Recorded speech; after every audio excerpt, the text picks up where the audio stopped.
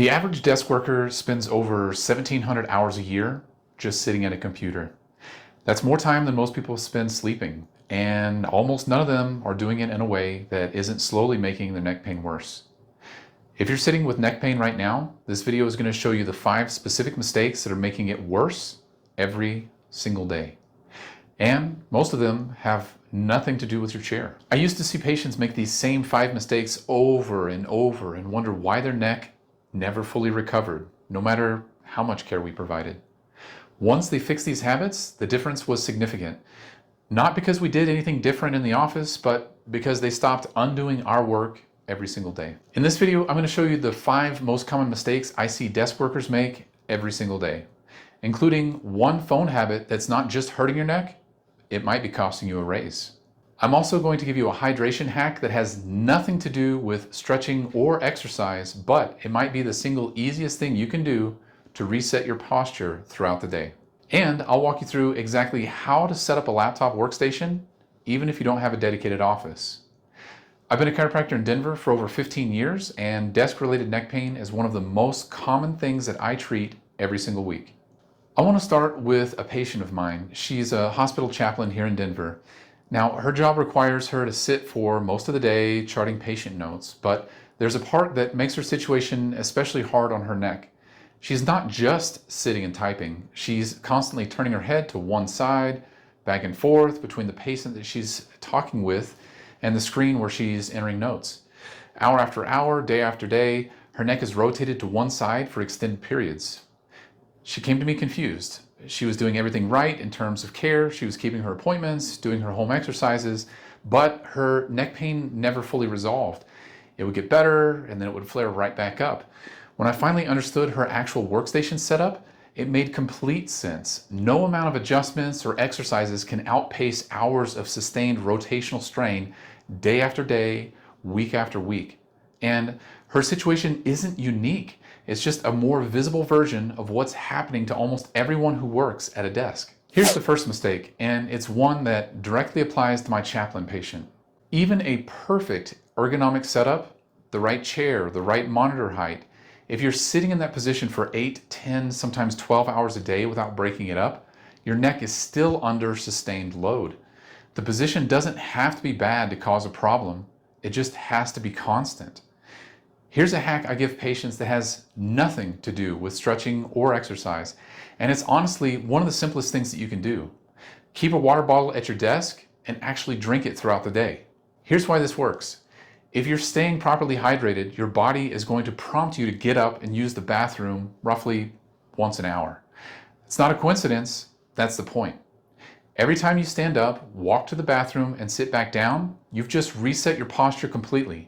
It's almost impossible to sit back down in the exact same bad position you were just in before. It's not a treatment, it's not a stretch. It's just an automatic built-in reset button that happens to also be good for your overall health. If you do nothing else from this video, start here. The second mistake goes right back to what happened with my chaplain patient. If your monitor isn't directly in front of you, if you're constantly turning your head to one side to look at a screen, a second monitor, or a patient, a coworker, anyone that you're interacting with while also working, you're putting your neck through repeated rotational strain for hours at a time. Here's what I want you to check right now if you're at your desk. Your monitor should be directly in front of your face at eye level. So you're looking straight ahead, not down, not to the side. Your elbows should be roughly at 90-degree angle with your arms resting comfortably at your sides. Your back should be relatively straight, not hunched forward. If your job requires you to look at a screen and interact with someone else regularly, like my chaplain patient does, try to angle your whole setup so you're not stuck constantly rotating your head. Sometimes that means repositioning your desk. Sometimes it means turning your chair slightly between tasks instead of just your neck. And this matters for anyone using multiple monitors too. If you're working across 2 or 3 screens, try to turn your entire body towards the one that you're working on instead of just swiveling your head back and forth all day. The third mistake is specific to anyone working on a laptop, which is most people these days. The worst version of this is working from a couch, legs propped up, laptop balanced in your lap. In that position, good posture is basically impossible. Your neck is forced into a forward compressed position for as long as you're working. Now, I want to give you a simple progression here because not everyone has access to a full ergonomic setup, and I don't want you to feel like you need to purchase thousands of dollars in equipment in order to make a difference. Step 1, and if you do nothing else, do this. Make sure your feet are flat on the ground and your knees are bent at a normal angle. Don't work with your legs stretched out or curled underneath you. Step 2, raise your laptop toward eye level. A stack of books works just fine here. A laptop stand works even better. Step 3, once your laptop is raised, your hands are now in an awkward position for typing. That's where an external keyboard and mouse come in. You can find these for about $20, and it's one of the best small investments you can make for your neck. Step 4, if you can, add an external monitor at eye level, positioned directly in front of you. Now, you don't have to do all 4 steps today. Just take the next step from wherever you currently are. The 4th mistake is your phone, but not in the way that you might think. Most of the time when people are on their phone at work, it's not for work. It's checking social media, texting friends, scrolling. Completely understandable. We're all human, but here's what most people don't think about. Every minute you spend on your phone doing something unrelated to your job is a minute you're not being productive, which means the work still has to get done eventually, often at the cost of staying later, working through lunch, or bringing stress home with you. And the whole time you're doing this, your neck is in that same forward compressed position we've talked about throughout this video. If you need your phone for actual work purposes, that's different and completely necessary.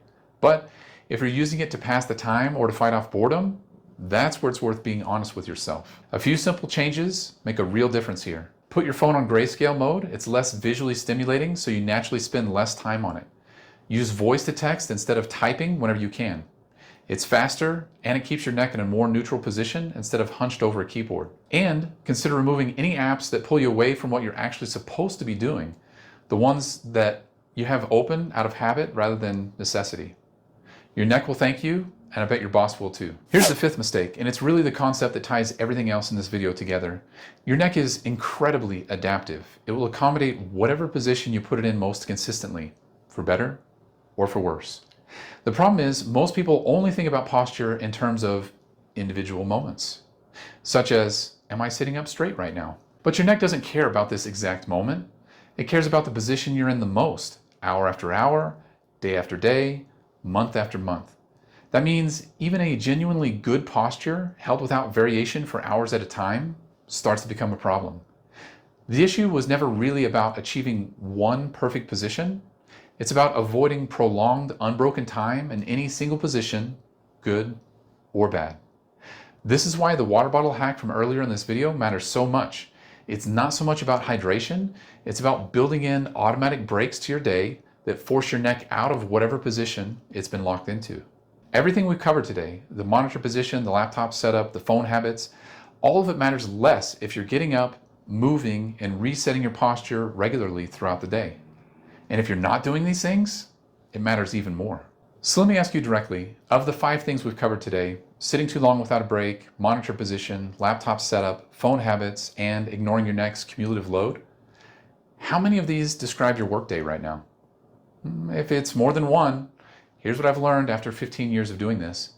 Knowing what to do and actually doing it consistently are 2 completely different things. You can watch this video, nod along, genuinely mean to fix these habits, and by Wednesday, you'll be right back on the couch with the laptop in your lap. So, I built something for that. If you text the word NECKCARE to 720-782-0429, I'll personally check in with you every day for the next 30 days with a simple reminder tied to exactly what we covered today.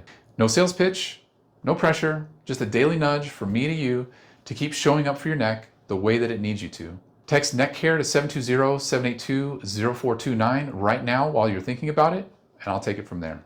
Now, if you want to know more about what's actually making your neck pain worse beyond just your desk setup, I made a video covering 5 other everyday habits that might surprise you. That video is right here.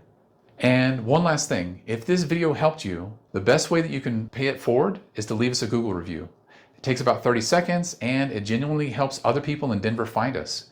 The link is in the description and pinned in the comments. I'll see you in the next one.